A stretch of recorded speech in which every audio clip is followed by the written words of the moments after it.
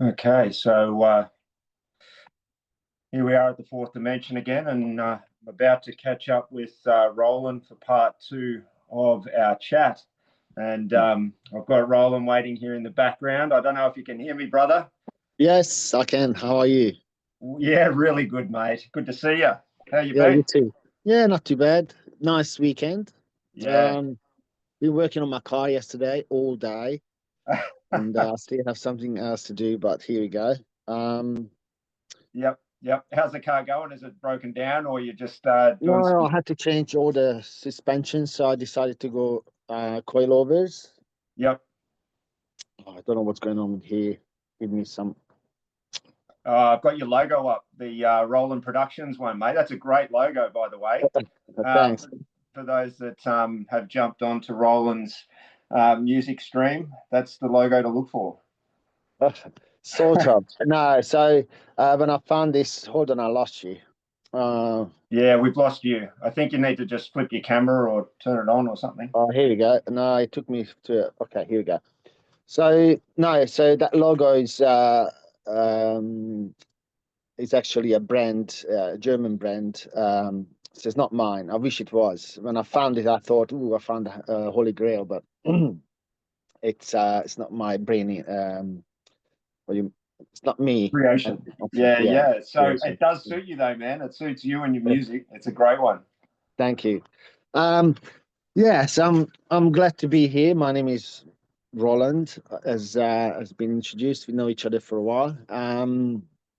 Again, Sunday morning, beautiful day. Sort Yeah. of, we're getting some sunshine at least after a few days of rain, and it's been crazy, isn't it? Yeah, it has been. Mm. So for those that are watching, Roland and I now, we both live in the same sort of region of Australia, and our region has had some really heavy rains recently. In fact, the last few years since the big bushfires that came through 2020, seems like we've had wet years since then. And this year, yeah, I think we had about 200 millimeters out here over sort of 3 days last week, and the creeks were flooding and all sorts of chaos ensued. But Yeah, yeah, it's drying out now, and it's a beautiful day, isn't it? it is. It is. So grateful for sure. Yeah, yeah. So yeah. So thank you for having me. Again, Thank we're you. just chatting. I assume we just have a little bit of brainstorm over Yeah, things. Yeah. yeah, yeah. Let's do that. Let's recap on kind of the last chat because we covered a lot of territory in that chat, and it was like for me a really good overview, a good kind of synopsis of maybe some of the subjects that we can deep dive into in the future. So um, we started to talk about the Matrix and or what is popularly known as the Matrix, and it's been shown in Hollywood movies in certain ways. But I guess where we were starting to go with it was down some rabbit holes that might suggest that the Matrix is not in the portrayal of a Hollywood type movie. It's a structural existence that is just beyond sight for people, but with technology and science and maybe even conscious awakening, we're going to start to reveal it. So we kind of got into that territory. Correct. Interestingly, you mentioned the movie Matrix. I don't know if you're aware. The author of the actual story wrote Terminator, Is that right? I didn't know that. Yeah. Okay. and that's a continuously for basically the machines taking over in the future, and where mankind end up basically in this programmed reality, which is not far fetched from today's situation where we are programmed. We know that we've been conditioned from the very beginning of our life and society as whole, and we know since the introduction of information through newspaper, media, and radio, blah blah blah, and now the internet. It's clear that the information what we're getting has a deeper agenda. Yeah. So I guess my way of trying to explain it, because of my background, I would explain it as a well executed psyop or psychological operation on an unwitting public in Western countries that, has a narrative, and that narrative trains us, programs us, conditions us to think in certain ways. So it's very difficult for us to think outside that box because of the conditioning we've had generationally now, probably since mass media. It would have started with newspapers, the printing press, and then moved through the various stages of technology as we've gotten better at it. And now, obviously, with the internet, deep fake media channels that are controlled, it makes the problem a lot worse. It is always been the main goal to control information. Obviously, information itself contains knowledge. Knowledge is power. Where you take that, keep people in the dark and give them a candle. Yeah. So I mean, as we get older and as we get more, hopefully, wiser, we recognize the traits of this system, and it's our duty to filter, the truth. And so we were talking about the information last time and how it's been shaping society, people's perspective, perception, and outcome automatically for which affects our daily lives. Since being the lockdowns, I think a lot of people awakened. They think differently. They might question a bit more than they used to.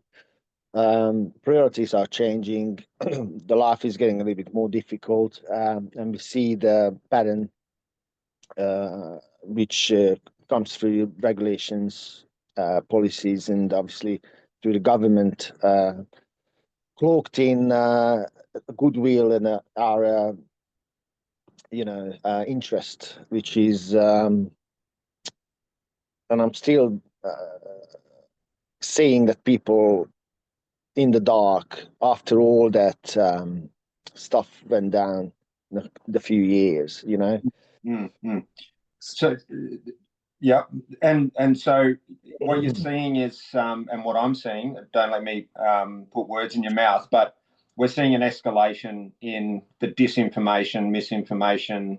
That the narrative is accelerating towards something potentially, a real defining moment in the future that, could be something that it looks like AI sentience that decides for us what we need to see, or it could be, world powers going into conflict to control the narrative, or it could be some technocracy or private enterprise that's global reaching that decides to pull the trigger because they believe they've got the cards up their sleeve to take authoritarian control, maybe, and that might not be nation states. It might be technocracies that are growing. That we could rattle off a few names, but might be better to not rattle the names off initially. But there's definitely those sort of things. Is that sort of how you see it? An escalation or acceleration of these things? Well, it's clear that everything is connected. So we look at global politics with global finance, and it's nothing really new. It's just more revealed than ever, I think. Because it's an end game, it looks like that the shape of the creation is more evident. So we can see what's going on now more than ever. because the scale where they are operating. And so no mistake, it's not just one or two, and not just corporations. It's not this and that, not that. It's more sinister. And as you mentioned, AI is just a representation of the communication, how they uh, changed, not so much tactic, maybe the tools to achieve their goals. Yeah. So, so AI just part of that. Used to, I would say, if we look at the spiritual content, those powers spoken through the people with who are able to change because they got wealth or connections, or they're part of a group, and that group now, instead of speaking through them, they're using AI or maybe other tools or other means to reveal what's coming. So it's nothing new. I think there's a lot of things inevitable. And this is the time when we, instead of kicking and screaming, we're trying to, collaborate and find, and as actually human are capable of adopting. And this is the time when we have to learn to adopt instead of something that we can't stop. I think it's meant to be. And it's more to, it's like a roster. Some people fell through the cracks and some people stay, grounded in one way. And this is the selection. This is where you find out really who you are and who are your friends, and what we can do. So adaptation, I think, is the main thing. What we have to focus on: how we Yes. adopt, how we learn, and how we make it through. Yeah. And well, I totally agree with you, mate. I guess adaptability is a core tenet of martial arts. You need to be constantly training and adapting and learning, and that's our background. Our shared joy is that. So adaptability to the threat or the challenge is key, and I guess it's provable that that is a necessary tenet because you look at evolution. If you were to believe there was a Darwinian form of evolution and survival of the fittest, yeah, I'm just going to throw it out there so that we can have. I said, if you believe. So if you believe that, then adaptability is a cornerstone of evolutionary development. So we need to be adaptable moving into the future. And I guess the key to being adaptable is to know what the game is, being clear on understanding who the players are out there. And I'll break it down into my kind of, as an investigator for so many years, I can't help but break it down into an evidence-based system so that I can create a structure around it. Now, a really simple way of creating a structure around any problem is to say who, what, when, where, and why. So the 5 W's. Now, when we break that down, we get a clear picture of the adversary, if you want to call it that, the challenge. And from the 5 W's, we can start to work out a plan, kind of like a tactician or strategist. There is a way of, once you understand these things, there is always a way of weakening their effect. So that gives me hope. I think with intelligent people coming together and collaborating and talking, it sets the groundwork for that tactical response and strategic response eventually. But we're really at a tactical stage at the moment. I think understanding these threats out there to, the free will of human beings. And, if you were to take a human being, one of the core principles that a human being should have is free will. So if something threatens that, I see that as existential to the human condition. So I guess in a investigator's mindset, I'm keen to deep dive with you into these challenges and understand the who, what, when, where, and why. Now, when I say who, I guess I'm talking about not necessarily people. I'm talking about ideas or entities that carry I guess, a mission or controlling our lives in some way. So it might not be a person, it could be an entity. And I guess that who, we could be very specific and start to name entities or people or governments, nations maybe even. They could be the who. But once we set up the game board and set the table, it's an advantageous thing to understand the who's out there. So I guess if we're going to deep dive, we could focus on one who and then ask the other questions, or we could discuss who are the who's. Yes. So instead of going to find and looking for individuals, as you said, these are a complex what's the word? Intertwined Yes. power structure, which is nothing new. As I said, it's been ongoing, and that's how it's important to look into history, not through history books in that sense, but more, as you said, with the investigative mind, and then find the patterns and the similar occurrences, which that literally shows you the progress and the progression of today's. And what a big thing is a big chunk of information is be missing and misrepresented to us. As you said, it's part of the condition. And so history as part of understanding who we're talking about is important. And it's some brilliant minds out there that they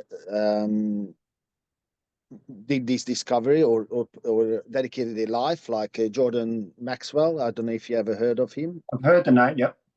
So it's just going back to basically looking for signs, symbols, and then understanding those symbols. And because if you understand the structure and then who are these people, you understand that they communicate, they have rules and a way of carrying out their plots. And it has just one and focusing factor on the operation is control. Being in control, being able to be on the top and pull the strings. And what it is basically harvest, as the movie Matrix represented those capsules that people are floating in this fluid like embryos, and then the energy is getting sucked out. It's exactly what it is. It's mental, spiritual, and now we understand more about the electromagnetism, physics, and vibration, and the words and the power behind our physical reality. There's more to it, and we know that it's more spiritual, and it's not so much tied to religions as much. It's almost like religious beliefs are distorted the actual reality. So I don't might sound rumbling, but they're all connected. So we understand who we're talking about. That's why you say entity, because they are spiritual more than physical. They take physical form and through through people who willingly give their soul and mind to these ideas. Yeah, yeah. So it's if I'm understanding you, I'll try and just put it into a context of we're reading a book that might be missing some pages. You know, the religions might. Correct. The religions have maybe touched on some things that are important, but we don't get the whole story. That's Um, correct.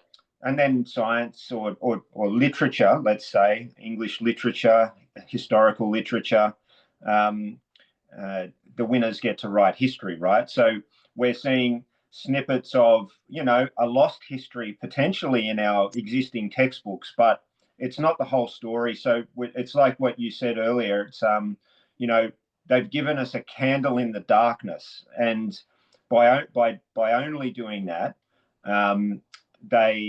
we can't understand the full game board, Correct. the whole picture.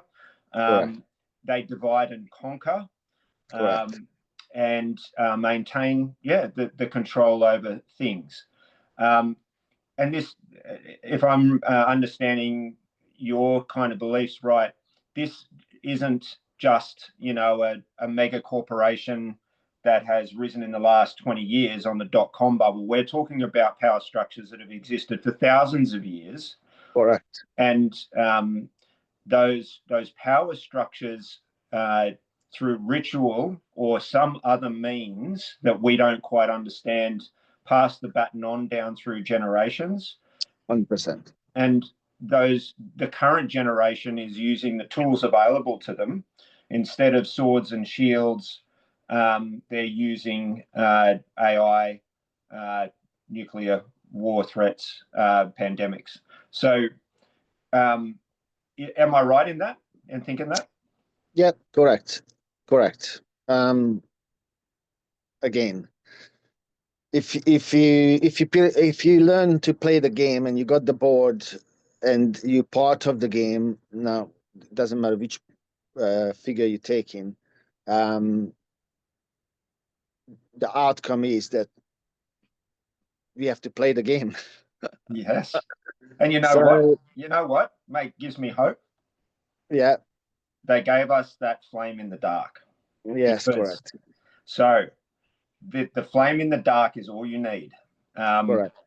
So that flame can set everything alight if it must, or it can warm the people that come to it. And it can shine a light, if necessary, onto dangers that might creep too close.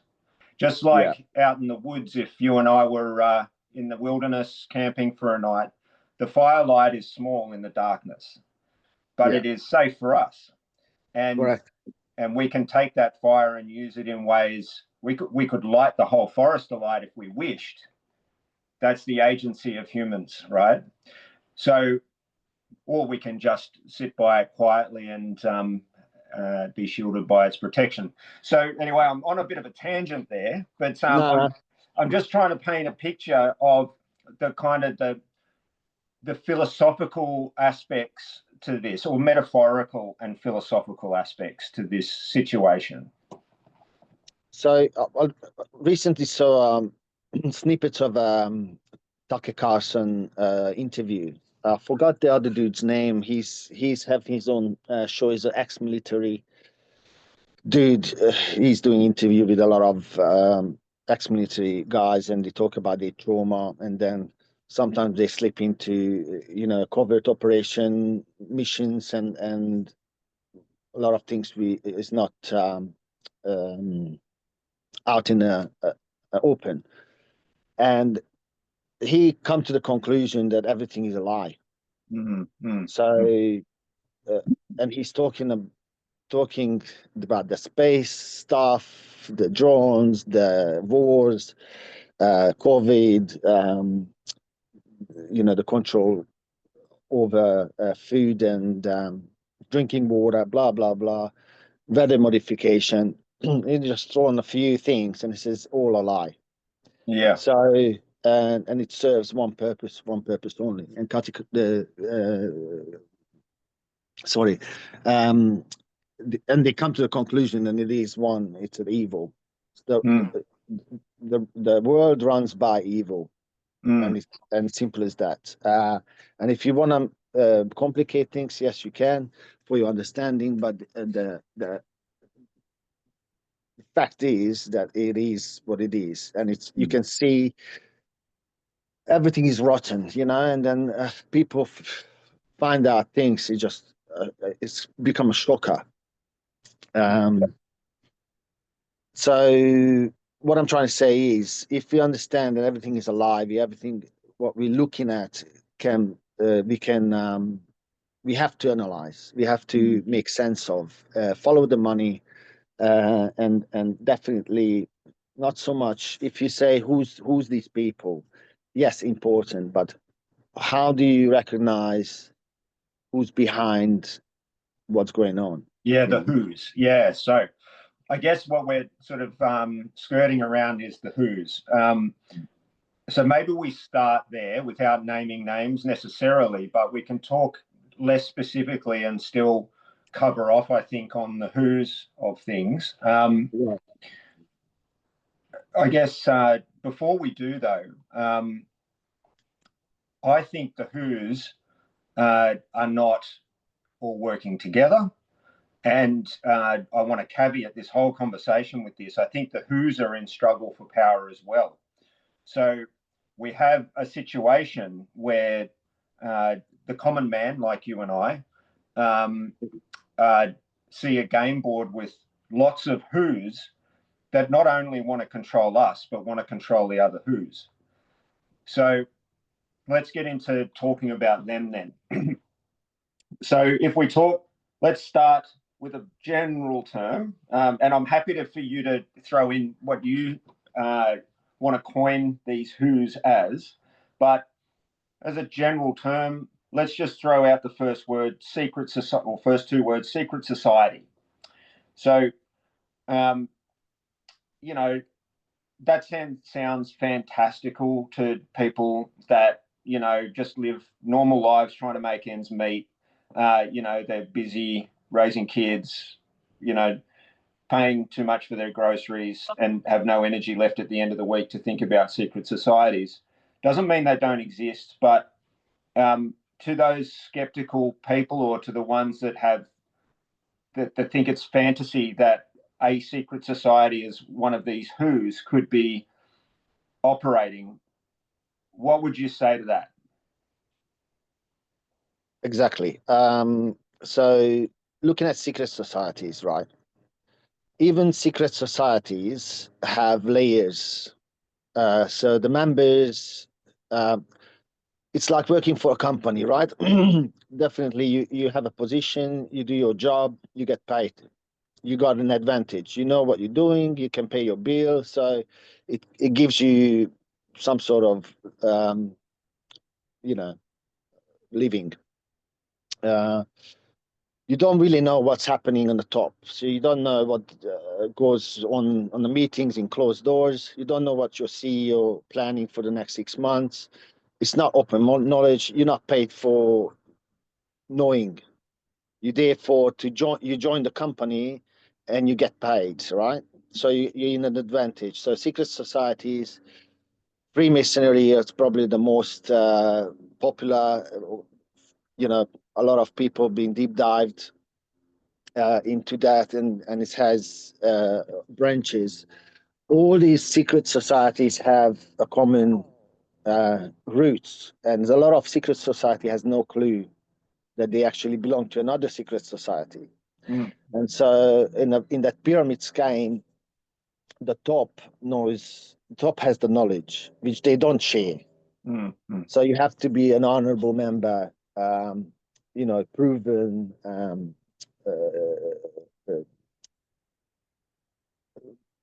asset to be able to move up a ladder. It's like a career progression, right?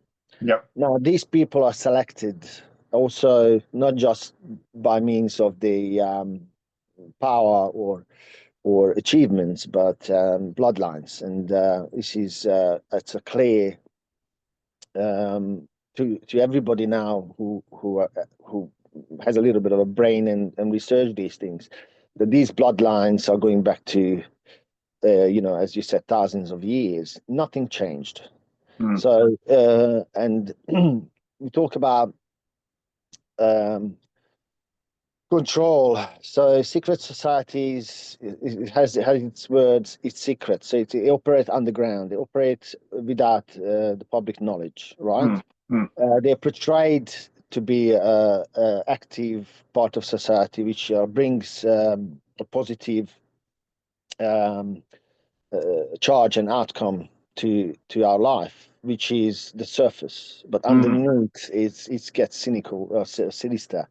As I said, the power structure not necessarily have to inform every members what's exactly going on. And I heard stories that people, when they dedicated 20, 30 years of their life, when they get to that point, when they got initiated to these secrets, they're shocked. They're like, what the heck? I just spent all my life. I believed in this.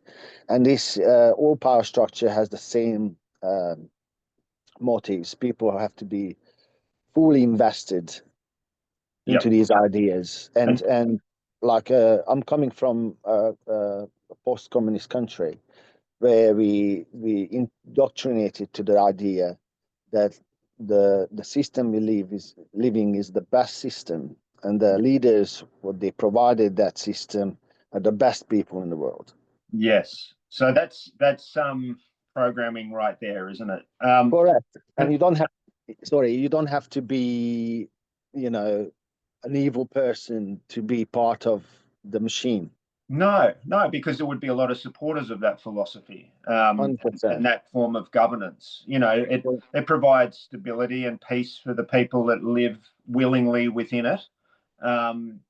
So I can understand the attraction, not necessarily abundance, but definitely enough for everyone. And that they're very different system. That's a different system to how we live in, a Western capitalistic society. I just want to jump back to when we talk about controlling things and the pyramid scheme, let's call it, of control. The key to it is not just controlling the people beneath you or the systems that you control beneath you, but it's also controlling your opposition. So in my mind, you would create oppositions to control them. So yes, you sew up the market. I mean, just like big supermarkets do, they own, there's a big name supermarket at one side of Bateman's Bay, and there's a big name supermarket on the other side of Bateman's Bay. The same company owns both sites, and you think you're getting a good deal at one of them. Now, this way of controlling opposition creates an illusion to everyone in the system. So when you talk about the matrix, it comes back to that. yes. If we're living in a construct that isn't real, it is literally a matrix, not just metaphorically. Yes. So if we're starting to see a matrix in our current existence, then talking about AI taking over and creating a matrix is almost like we've got a big enough problem as it is. That's another problem. That's another bridge to cross in the future. At the moment, the matrix we've got is hard enough to deal with. Yes. Okay, so we've got secret societies as a possible who contender, right? Let's say that they're a who out there. Could I postulate for a second that pyramid structure could encompass every type of personal entity per se? So corporation, person, government, national structure, right? Let's say the pyramid does that. But what about if there's other who's out there? And I'm kind of jumping outside the box a little bit when I say this, but there's innate human instincts as well that a human has agency and certain instincts inside them, and through psychology and other things, there's ways of kind of consolidating what these instincts might be in a human, and some of them might be kind of bordering on narcissistic. Some might be very generous type tendencies, innately generous or loving or empathetic. So we've got energy fields as well as power structures. Now, I wonder whether the who's out there might include consciousness of aligned people. So if you get a big enough group of aligned people, you don't need the structures that are the illusion anymore. You have a group of aligned people that, once they know, can't unknow that they're the counter force to that pyramid structure. They are, they are conscious of it, and they have, through their own agency, the ability to form new structure that is not the structure of the game board.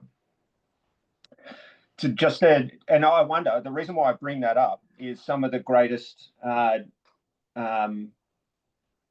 evolutions of the human condition have been through people that don't have structure. So, Buddha,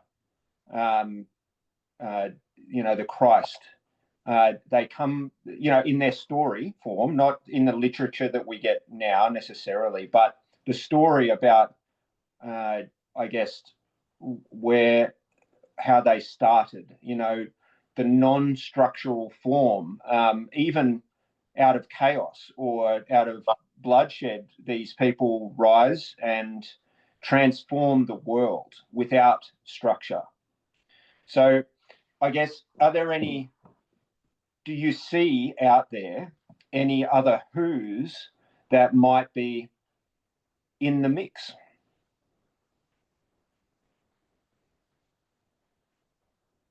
So the common dominator, I think, with cathartic figures in history is that their focus is not on materialistic wealth and physical, tangible things. And yet they shape the world to its foundations.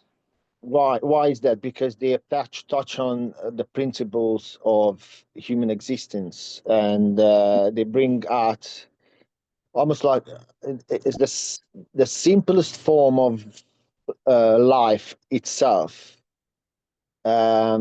which we can be still, would say, proud of, and it's something which we can't truly explain. And it's one word, yeah, love. Where is love? What's love? Where does it come from? How does it manifest? What is it? And what does it do to us? And humans, in connections, family. And so you shift the focus of the tangible issues, problems, the physicality of your existence to something which is not tangible, but it's there. It's everything is almost saturated with, and the people who came to show us or wake us up, say, look, it's more important things in life, and it truly is that as you get to your end, and hopefully you live a long life, but when you do, and imagine yourself being on your deathbed, do you really worry about, oh, I should have bought that car, or I should have spent that money, or I should have goes back to, oh, I should have spent more time with my loved ones, the people who really means something, Yes. to me. Yep. And can I extend just a pause? Yeah. Just so that we capture that moment. So the love is an intrinsic relationship between humans, manifesting through parents, children, loved ones, partners, Yes. Or sacrifice, strangers. community. Yes. So, okay, Yes. so we get the love, which is a uniquely human attribute. In fact, you could call it the flame in the darkness. Yes. Now, 100%. so we identify love as the opposite to the current structure, essentially, because it is the only force that is strong enough to shake a structure to the ground. And we've proven that as a human species over several incarnations of, what would be called, I guess, spiritual figures, right? So we have this ability to galvanize around love. It does not require structure. Structures formed out of, religion and other things, but they might have, we might be missing pages from them. They might not be telling us the full truth and other things, but maybe at one time there was, the perfect love being projected by these religions. But can I just, before we go on, I think that love is something that can also apply to creation. So you can love a creation. So if a human, and so it's a strange dynamic that a human might have, but let's say I create something that is very beautiful, a painting, or I write a work, a poem. There is something, an attachment during the passion of drawing it, painting it, writing it. I invest the love into it that I think some humans can be very connected to. What do you think about that? So love, not just being between humans, but also being something that can be transmitted through a creation. Okay. I think it's more to do with the creative aspect to it. So it shows traits of the creator. So we got stems of it. And it goes back to what Christ said, that we all connected because we all got part of the creator. So when he put breath through in our nose, means that he had to literally come close if we believe that we have been created, obviously. Mm. But if you just look at the symbolical aspect to it, so the creator had to bend down and literally kiss his breath into our nose, Yes. and brought us into life, and we created of his image. So if Mm. we created of his image, means that these traits, including love and being able to create and admire, not so much love. I think the process is more the captures the energy of that than the actual end product. But the capability that we are able to create, uh, and not just physical things, but as you said, we capture our self. We translate. So someone uh, does a piece of art or a music, it able to translate it into a different experience. So when you Yes. hear a music, you don't necessarily hear talking or people explaining things, but you feel it. Mm. So when we create things, I'm pretty sure that you put your fingerprint, your resonance, your vibration into that art, and Mm. people can relate to or tune into that frequency. And so, how important is that to understand? If some people can't capture spirituality, but if you're physical minded, we all know that everything is vibration, and you can be talking about light, sound, and the material things. Every material has a vibration, Mm. and so if you think we got an antenna, we receive these vibrations, we essentially can tune in. So it's up to us to have the ability to tune out the statics of this Yes. world and tune into the things what really matter. And love would be that frequency, I would say.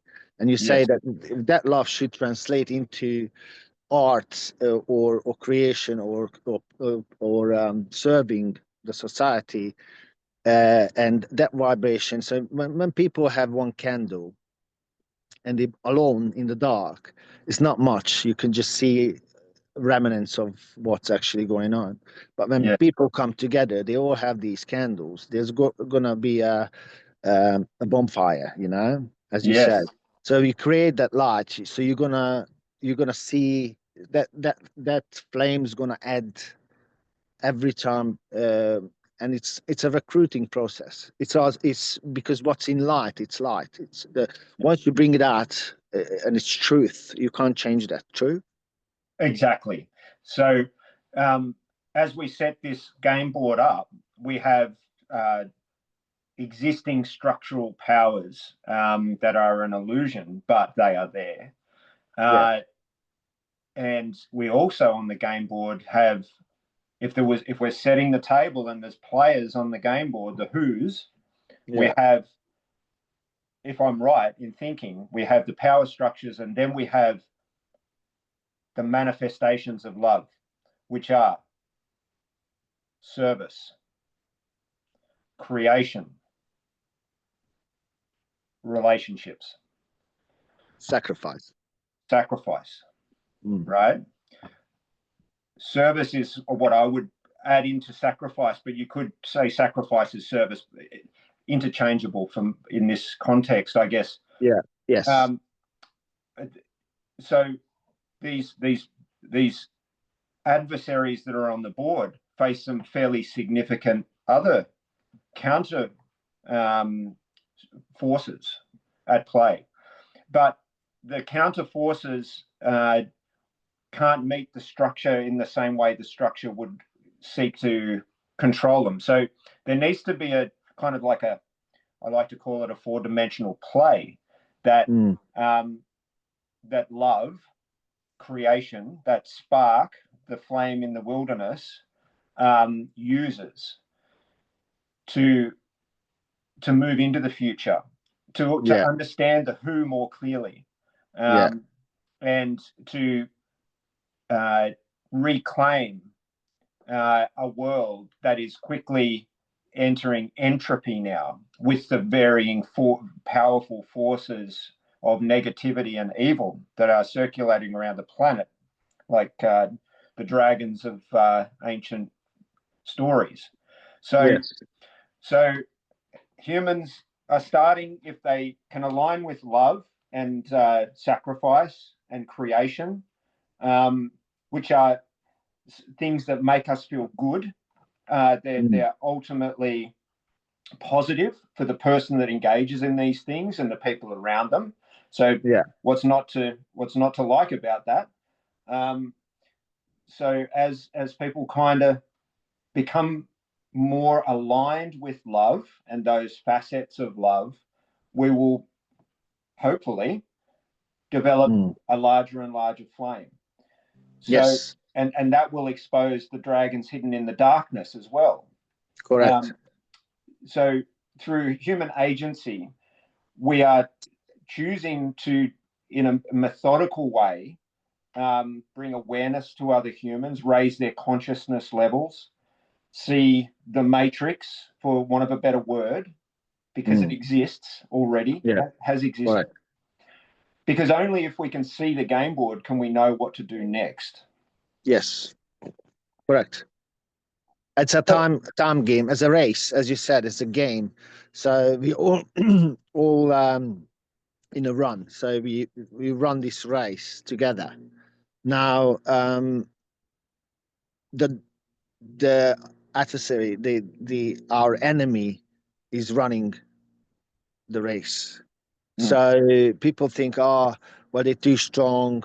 They do this, do this. But if you don't even put effort to be in the race and run with these. Yeah,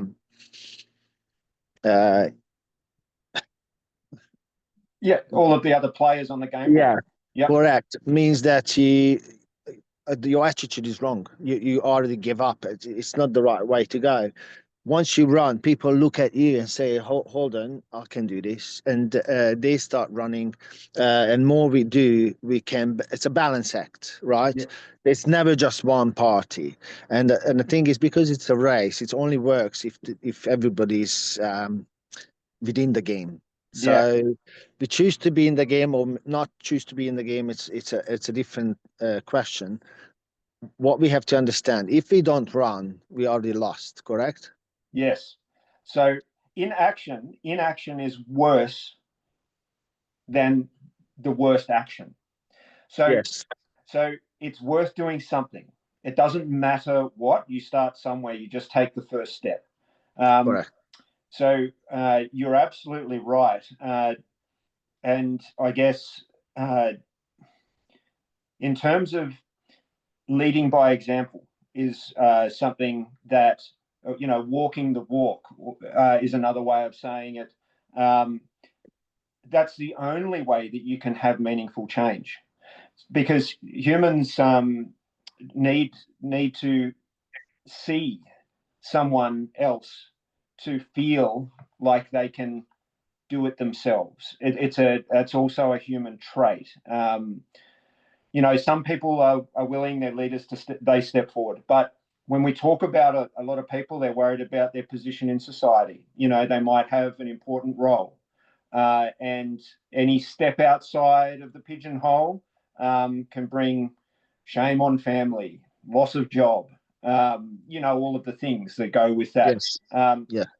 So how do we create authenticity um, so that people feel empowered as well to do that? And I believe that's just through walking the walk and just Correct. being authentic. So, 100%. um, so we're getting to this stage of, we understand the game board, we understand it conceptually, we understand the positive things, the positive players on the game board, and we understand that there's some negative players on the game board. But I want to throw a curly in here, right? We're all in a race. Yeah. We all want to see the best outcome of like even the enemy wants to see their outcome come to fruition. What Correct.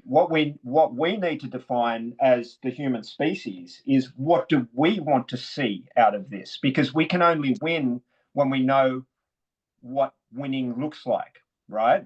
So, like, it's a curly one, but let me throw it out there, okay? So humans have the ability right now to determine their future.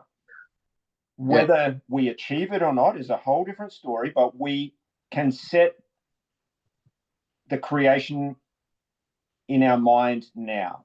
So we can decide on what we would like to see in the future. Now, we could choose to go head to head with the enemy.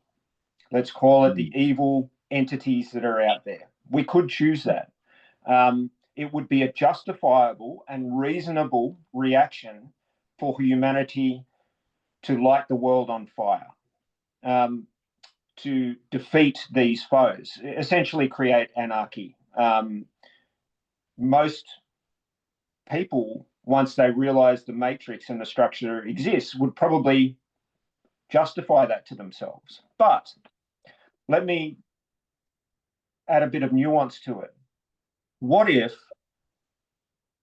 humans really just wanted peace and love, and to get peace and love, all you need to do is find alignment with your enemy, because the enemy respects the alignment, because there wouldn't be alignment if it didn't happen. Now, alignment is kind of something that's talked about in AI quite a lot. Human AI alignment. If it works, great. If it doesn't work, we're doomed. Okay, so that's one version of alignment. But let's think about the world as a game board. And instead of racing towards a victory that we don't even know what it looks like. Yeah. Let's set the terms of the victory so the enemy knows the state of the end of the game and doesn't necessarily then choose to dominate all because they actually want alignment and not resistance and chaos and other things. So there's a potential for negotiation, I believe, in these early stages, because we haven't hit tactical or strategic nuclear war yet. We certainly haven't entered, an active cyber war in the West. I know hot wars have broken out in several countries: Ukraine, Pakistan, Israel. It's probably going to spawn in Taiwan soon, but we're not at the critical stage yet. So what if there was a recognition that the race is to alignment, not to destruction? Okay. With alignment. So you're talking about we living peacefully side by side, and everybody do its things. Is that what you're saying? So what I would postulate is that there's a recognition of archetypal forces operating on this planet. And there has been for thousands of years. Maybe these energies are pre-human. Maybe there's something deeper. Maybe the universe has constructs of intelligence that we don't even understand yet, but they might have already been here. They might still be here. So I guess what I'm suggesting is these forces that exist are part of a whole human experience, and the evil that exists out there, the darkness, they are the counterbalance to the light. So they can never be totally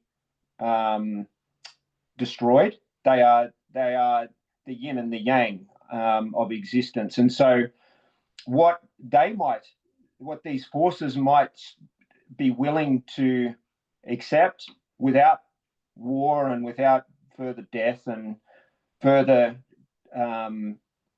control is revealing the matrix, understanding it, adopting a negotiated process so that humanity can have sanctuary, maybe not across the planet, because these forces are powerful, but perhaps there can be sanctuary agreed upon. What are your thoughts around that?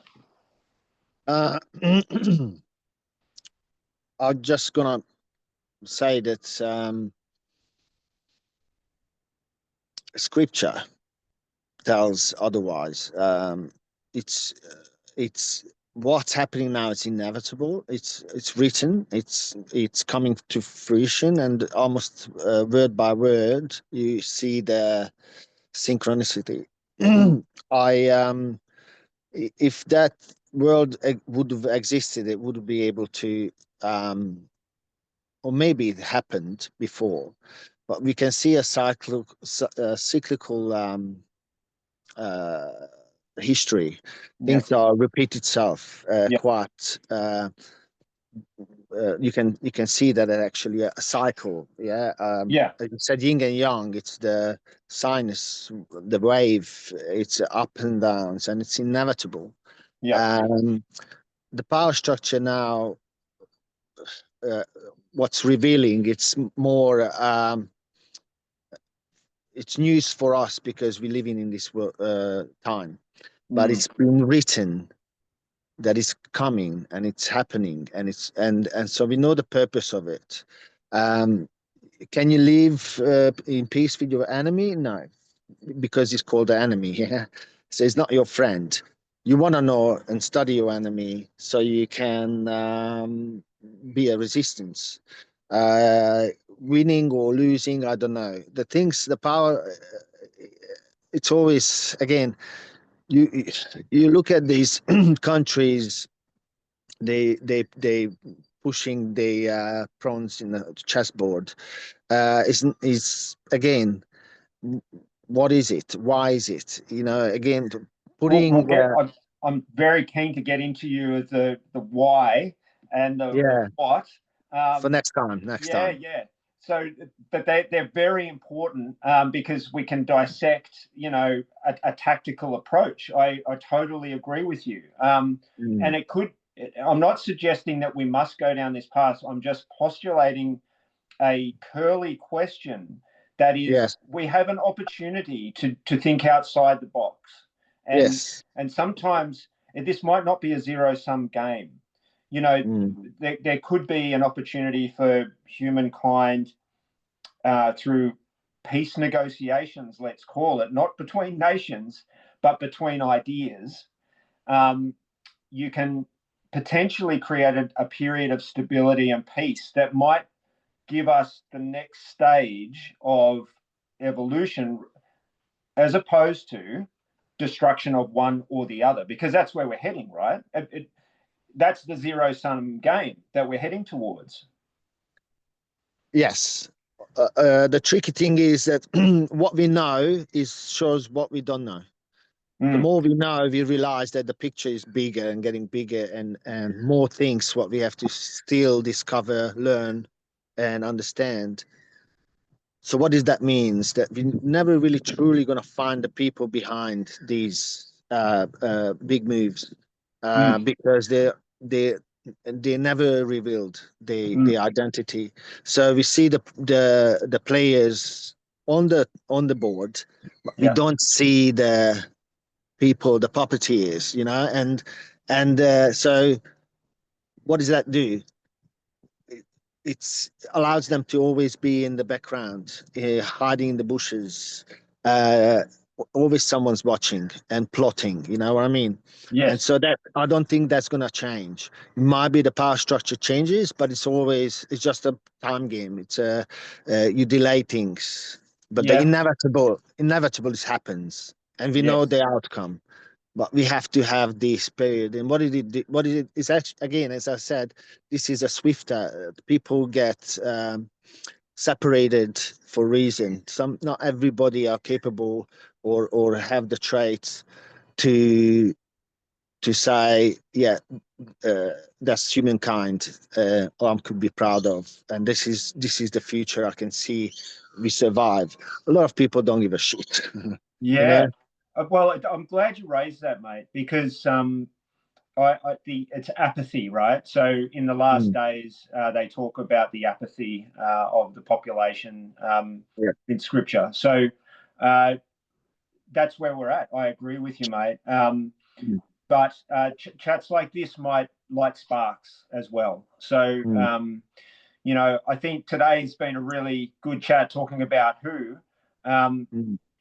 Is there anything else you want to add on the who part? Because the next time we chat, I'm really keen to talk about what, and that's probably that will dictate the strategic approach or tactical approach of the next stage of the game. So we've established the players on the board, I think, in rough terms. And then in the next game, we'll talk about the what. Is there anything you want to add? Because we've been talking, this time's flown, but we've been talking for over an hour today, mate. Yeah. It's good. It's a beautiful day for it too. So what is what's the target, or what's the meaning? What is the what behind the what? Yeah. So I guess what is the reason for that entity, and so what grounds it in reality? What is it? Because when we start to get specific, it makes the game much more realistic. And then there will be other things that we talk about, the when, where, and why. But I guess this is set the game table for us. We can come back and start to play in the what space next time. But I really appreciate this chat, mate. Yeah. Anything you want to add for today? Look, I'm just want to say I'm very, very honored that we can have these little chats and getting recorded. And I love the fact that we don't really specify what we're talking about, but it's have a lot of meaning behind. And I think gets people thinking, and they might align with the chat we have. Um, what I want to add to is this, that it's getting more and more um, evident that our perspective, our reality is formed and shaped by our mind. And it's actually neuroscience and then the new part of understanding the human body or brain and then the cognitive functions and all that jazz gives you the glimpse how much we run our NPC in the game. So, as you said, how important is people in the same mindset, same vibration? This is exactly what it is. You can you can manifest your reality, and by sharing this, it has to have a conscious awakening. So we're talking about not just knowing the truth, but being in the same choir, preaching the same thing, singing the same song. But we know how powerful it is. If you hear people singing in a stadium, it's super powerful and almost like it's a wave of energy where people can be united. And so I believe in spiritual existence. I believe that there's more to life that we can see and perceive. As you said, 4 dimensions.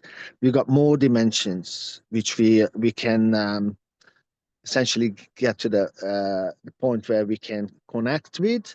So in the woo-woo side, I would say uh, good and bad is reality, and our macro decisions or micro decisions are determined where we what we project. So everyday life, every decision we make, every contact we have with people, how we speak to people, how we respect them, how we love them, what our intention, how we carry ourselves, going to change the that common vibration. People look at it and say, actually, it's a nice thing to do. I want to be part of that reality. I want to be a nice, kind, helpful part of the society, and hopefully we get it and getting these people as a community, friendship, and almost family-like structure where we can all be on the same page and Yes, it's running. such a beautiful way of putting it, Roland. You mentioned NPC, so I'll just elaborate for those that don't understand, but non-playing characters out there. And, you know, we talked about the race and, you talk about singing with the choir or running in the race. And I just call it walking the walk because it's much more than talking the talk, because you and I are talking the talk, but we also walk the walk, right? So they're very different things, but people that don't do that are NPCs. They're not in the game. Correct. They're sort of participants, but correct. And so they don't project the reality. Yeah. They're just a part of it. So but we there's an need to be awakening. Yeah. Any correct. one of them can awaken. Correct. It's being active, being aware. I think awareness is the main thing. So once you're aware that, oh my God, who I am, what am I doing here? What's my purpose? Then you can step into that world and start making changes. Before that, you have to be okay with yourself. You have to love yourself. You have to work on yourself, and just by doing so, you you're gonna give that to other people, and hopefully building the society we all enjoy. Yes. And Yes. it's regardless of what's the politics, how much tax you pay, or what restrictions you go through. The things what makes you human can be deployed, or sorry, it can be exploited. but you can deploy it and make use in your life. Yes, in your you can, brother. Look, the flame is strong in you, and the light is coming out of you. So I appreciate this chat, and I can't Thank wait you. for our next one. I'll talk to you offline once we finish this chat. But good to see you, brother, and take care of yourself until the next one. Thank you. Thanks for having me. Pleasure. Have a great day. You Cheers. too, mate. All right. You take care. See ya. You too, mate. Bye.